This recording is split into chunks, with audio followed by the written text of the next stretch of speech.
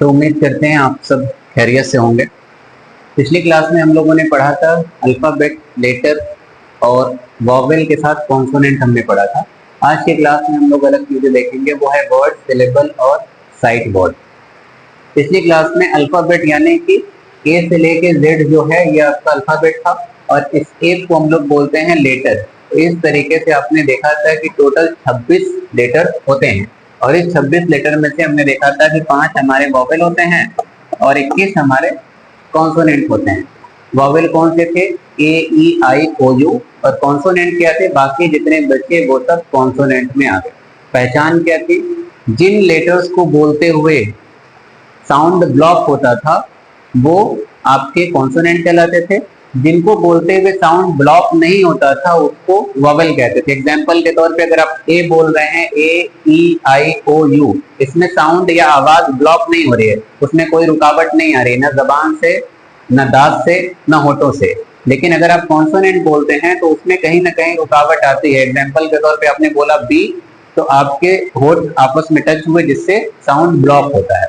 तो ये बेसिक पहचान हमने पढ़ी थी। आज उसी से थोड़ा सा आगे बढ़ेंगे और देखेंगे अगली चीज है वर्ड, यानी कि अब अगर हम लोग लेटर को मिलाना शुरू करें और इस तरीके से मिलाएं कि मिलाने के बाद एक अर्थ हमें दिखाई दे, एक मीनिंग का एहसास हो, उसको हम लोग बोलते हैं वर्ड। एग्जाम्पल के तौर पे जैसे सी, ए, टी, ये अलग अलग 3 लेटर हैं और सी, ए, टी अगर हम लिख रहे हैं तो उसकी कोई मीनिंग नहीं है, कोई अर्थ नहीं है। लेकिन अगर तीनों को हम मिला दें तो वो वर्ड बन जाता है जिसको हम लोग कहते हैं कैट, और कैट मतलब होता है बिल्ली। यानी कि कोई भी लेटर आप मिलाएं और मिलाने के बाद एक अर्थ या मतलब हमें दिखाई दे, उसको हम लोग कहते हैं वर्ड।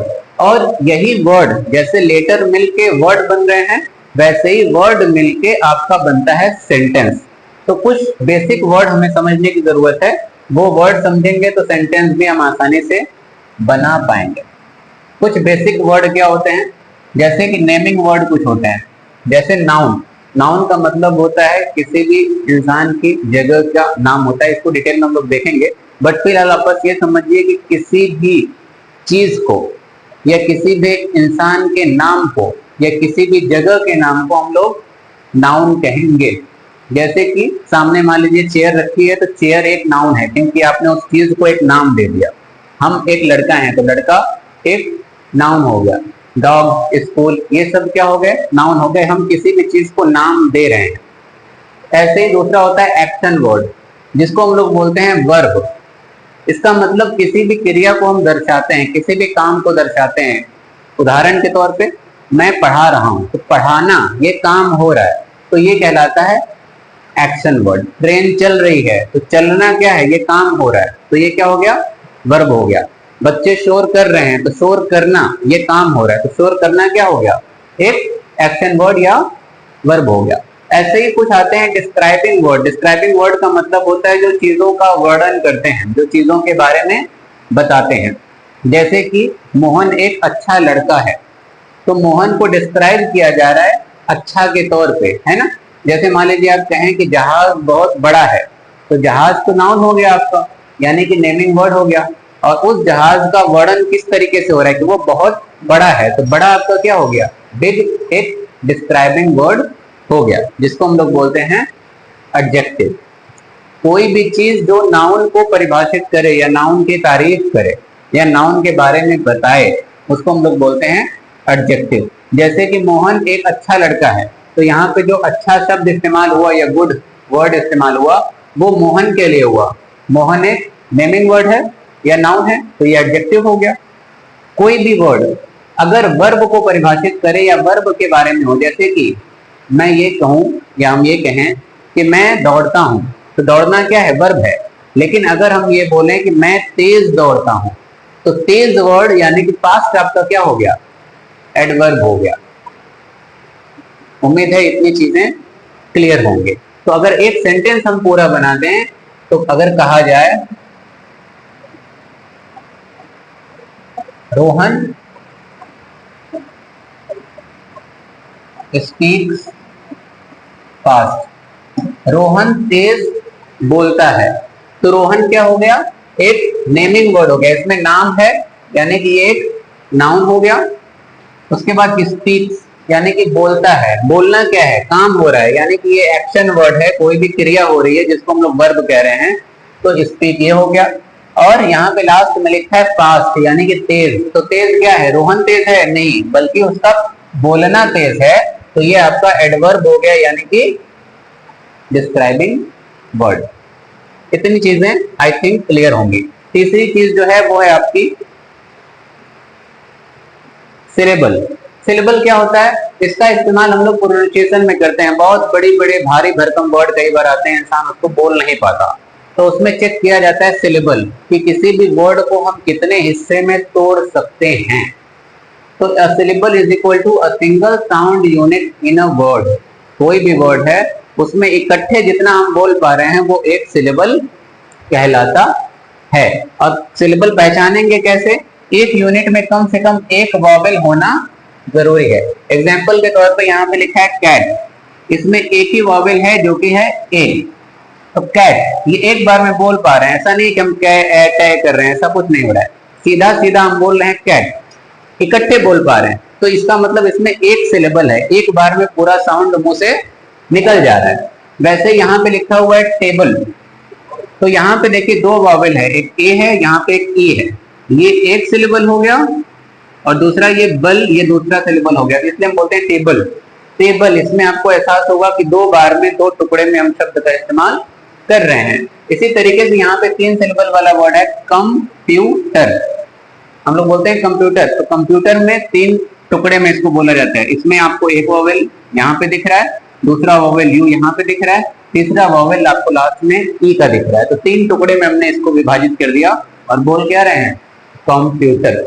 कई बार ऐसा भी हो सकता है कि एक यूनिट में एक से ज्यादा वॉवेल हो, लेकिन आमतौर पे कम से कम एक वॉवेल तो होगा ही। ऐसे ही चार सिलेबल वाला वर्ड यहाँ पे है इंफॉर्मेशन, तो ये चार टुकड़े में हो रहा है। आप चाहेंगे कि एक ही झटके में एक फ्लो में बोल पाए, तो वो नहीं निकल पाएगा, इसलिए इसको चार टुकड़े में डिवाइड किया गया है, इंफॉर्मेशन। लेकिन इकट्ठे हम लोग बोलते हैं तो क्या बोलते हैं, इंफॉर्मेशन, इंफॉर्मेशन। इस तरीके से आपका प्रोनाउंसिएशन क्लियर हो पाता है। तो प्रोनाउंसिएशन के लिए बुनियादी चीज जो आपको समझनी पड़ेगी वो आपको सिलेबल ही समझना पड़ेगा। चौथी चीज है साइट वर्ड। साइट वर्ड में ज्यादा जो है दिमाग लगाने की जरूरत नहीं है, आसान भाषा में बस साइट वर्ड का इतना मतलब है कि जो हम आम बोल चाल में इस्तेमाल करते हैं, और ऐसे वर्ड जो होते हैं जिसपे बहुत ज्यादा टाइम नहीं लगता, टाइम टेकिंग वर्ड नहीं होते, इंसान एक फ्लो में फट से वो वर्ड बोल पाता है। जैसे I, you, he, she, it, we, they, तुरंत इंसान बोल रहा है, इसमें कोई जोर जबरदस्ती नहीं हो रही है, कोई इंसान को प्रेशर क्रिएट नहीं करना पड़ रहा है। जैसे इज, एम, आर, वॉज, वर या वेयर, कोई भी प्रोनाउंसिएशन हो सकता है। इसी के साथ यहाँ पे this, that, here, there, and, but, और। अगर आप बेसिक वाले हैं तो मीनिंग क्या है, आई का मतलब होता है मैं, यू का मतलब होता है तुम, ही का मतलब वह, अगर लड़का है तो, शी का मतलब होता है वह, अगर लड़की है तो, इट का मतलब होता है यह, वी का मतलब हम, दे का मतलब वे या वो लोग, इस का मतलब होता है, एम का मतलब होता है हु, आर का मतलब भी होता है, अगर यू है या वी है तो आर का इस्तेमाल होता है, यानी कि एक से ज्यादा लोग हैं तो आर का इस्तेमाल होगा। ऐसे ही वॉज है, वॉज का मतलब होता है था, और वेयर का मतलब भी होता है था, अगर एक से ज्यादा लोग हैं तो वेयर, एक लोग हैं तो वॉज का इस्तेमाल होता है। दिस का मतलब होता है यह, दैट का मतलब होता है वो, हियर का मतलब होता है यहाँ, और देयर का मतलब होता है वहां, एंड का मतलब होता है और, बट का मतलब होता है लेकिन, और का मतलब होता है या। अब इससे अंदाजा लगा पा रहे होंगे कि ये ऐसे शब्द हैं, ऐसे वर्ड्स हैं जिनके बिना आपके दिन का गुजारा हो ही नहीं सकता। आप हिंदी में बात कर रहे हैं, उर्दू में बात कर रहे हैं, या जो भी आपकी लैंग्वेज है, इन सब का इस्तेमाल किए बिना आप कुछ नहीं बोल सकते, इसलिए इनका ट्रांसलेशन जरूरी है। इनको इंग्लिश में याद करना बहुत जरूरी है, और इनके बिना कोई सेंटेंस बन नहीं सकता, इसलिए इन सबको साइट वर्ड बोला जाता है, जो बहुत कॉमनली डेली यूज में इस्तेमाल होते हैं। तो अगर आपको ट्रांसलेशन करना है तो पहले तो इन सारे वर्ड्स को याद करना पड़ेगा। आगे वही चीज लिखी हुई है कि छोटे छोटे सेंटेंस देखिए साइट वर्ड का इस्तेमाल करके कैसे बन रहे हैं। आई भी एक साइट वर्ड है, एम भी एक साइट वर्ड है, ए भी एक साइट वर्ड है, बचा क्या, boy. I am a boy, मैं एक लड़का हूं।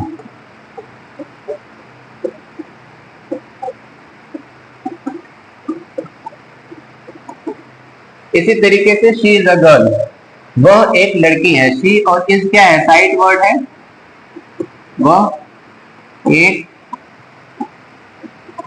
लड़की है। इसी तरीके से दिस इज अ पेन, यह एक पेन है। दिस के लिए यह, इसके लिए है, तो यह एक पेन या कलम लिख सकते हैं। और लास्ट में दैट इज अ डॉग, वह एक कुत्ता है या वहां एक कुत्ता है, कुछ भी बोल सकते हैं, वो अपनी भाषा में इस्तेमाल किया जाता है।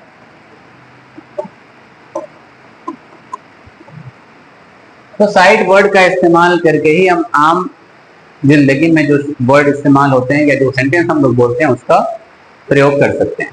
तो ये थी आज की चीजें। एक्सरसाइज की अगर बात की जाए तो एक्सरसाइज यहाँ पे आपको जो करनी है वो क्या है, यहाँ पे लेटर्स लिखे हुए हैं, जैसे TAC, GDO, NUP, TABL। तो आपको करना ये है कि इन वर्ड लेटर्स को रीअरेंज करना है, अपने हिसाब से इसको रीअरेंज करके इसे एक वर्ड में कन्वर्ट करना है। जैसे एग्जांपल हम बस बता दे रहे हैं, TAC लिखा है तो इसको हम लोग बना सकते हैं क्या, कैट। कैट मतलब बिल्ली। तो इस तरीके से आप लेटर को रीअरेंज करिए और एक शब्द बनाइएगा। दूसरी चीज क्या है, सिलेबल काउंट करना है। कैसे सिलेबल काउंट करेंगे, जैसे यहाँ पे लिखा है बुक, पेंसिल, वाटरमेलन, हैप्पीनेस, तो काउंट करिएगा कि कितने टुकड़े में आप इस वर्ड को प्रोनाउंस कर पा रहे हैं। तो लिखिएगा कि 1 है, 2 है, 3 है, 4 है या कितना है। और लास्ट है sight word sentence, fill in the blank करना है। इसमें आप फिल करेंगे कि कौन सा वर्ड आएगा। एग्जाम्पल के तौर पर यहाँ पे लिखा है आई अ स्टूडेंट, मैं एक छात्र। ये सेंटेंस पूरा नहीं हो रहा, तो पूरा करने के लिए आपको किसी साइट वर्ड का इस्तेमाल करना पड़ेगा। तो कैसे आप निकालेंगे, मैं एक छात्र। अब क्या हो सकता है, मैं एक छात्र है, ऐसा मुमकिन है नहीं है। तो यहाँ पे क्या हो सकता है, यहाँ पे या तो आप एम लिख सकते हैं या फिर आप वाज लिख सकते हैं कि मैं एक स्टूडेंट हूं या मैं एक स्टूडेंट था। इस तरीके से आपको दूसरा, तीसरा और चौथा करना रहेगा। तो उम्मीद करते हैं आपको ये चीजें समझ में आई होंगी। समझ में आई हैं तो आगे बने रहेगा, बाकी चीजें हम लोग अगले वीडियो में देखेंगे।